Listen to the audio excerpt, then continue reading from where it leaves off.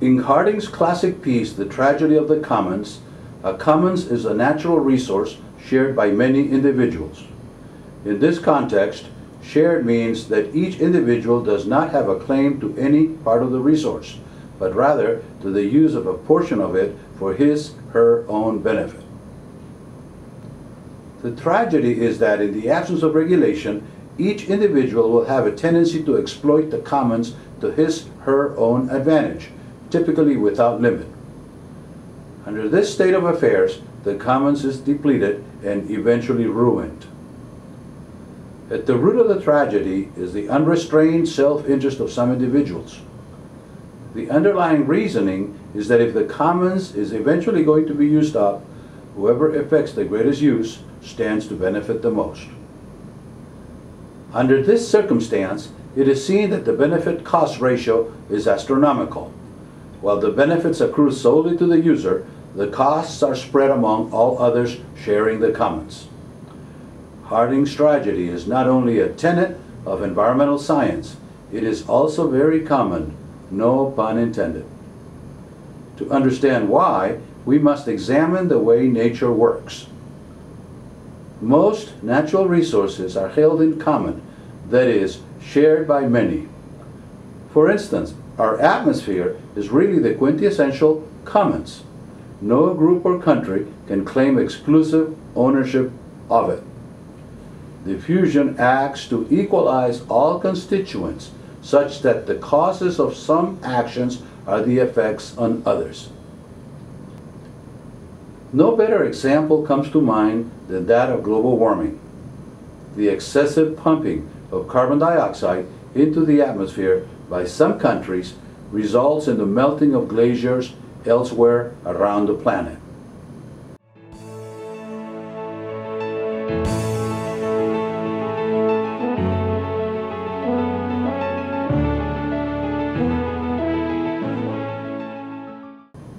Another example of a typical commons is groundwater. Nobody really owns the groundwater. It is technically up for grabs. However, individual pumping of too much groundwater can result in the depletion of the resource, to say nothing of other related effects or losses, such as land subsidence and saltwater intrusion. Again, diffusion acts to spread the effect of the individual's use among all.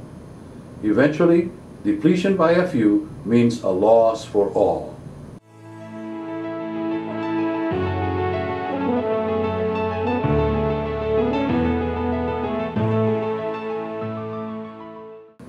Unlike groundwater, surface water is subject to appropriation, and this is the practice in the United States. Therefore, one may think that surface water is not a commons. However, the real issue is more subtle than it appears. Surface water carries solids in the form of suspended sediments and dissolved salts. Surface water acts as the means of carrying these solids from source in the mountains to sink in the oceans for peripheral continental basins. Every iota of consumptive use of water, for instance for irrigation, encroaches upon the right of nature to export the solids, particularly the salts, to the ocean. It is seen that this right is a commons, that is, by definition, a resource that could be used by many and abused by a few. Taking most or all of the runoff and converting it to evaporation and evapotranspiration, as it is usually the case in highly developed basins, wastes the commons' right to export the salts, resulting in the eventual ruin of the land.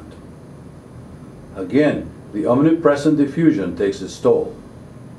The salts are diffused locally and end up polluting the local and subregional surface and groundwater, laying waste to neighboring ecosystems.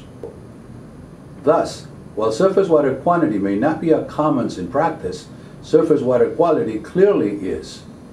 One does not need to dig too deep to realize that most natural resources are actually commons. Thus, Harding's tragedy is indeed very common. It presents itself almost everywhere, particularly in situations where the rights of the individual are pitted against those of the community. Societies that want to remain sustainable have no choice but to regulate the use of the commons. Regulation is the price to pay for sustainability. It is the least undesirable strategy, since an unregulated commons eventually marches itself toward ruin.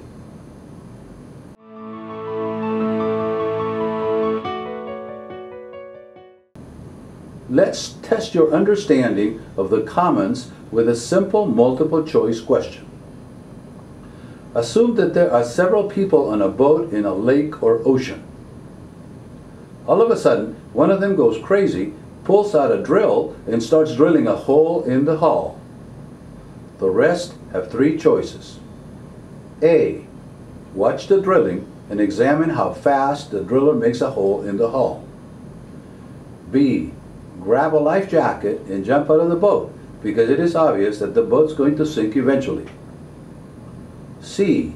Stop the culprit and throw the drill overboard to avoid the repetition of such an unfortunate incident. If your answer is A, you do not know that the boat is actually a commons, so you fail the test. If your answer is B, you know that the boat is a commons, but you do not know that it is your commons, so you fail too.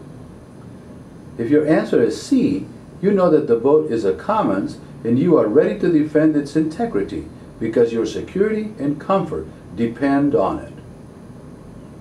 Most people would agree that the most sensible answer is C. In conclusion, the rights of the individual are seen to end where the rights of the commons start. Conversely, the rights of the commons end with the rights of the individual. Thus, an appropriate balance between these two rights is the only sustainable course to take if we are to avoid a repetition of the tragedy of the commons.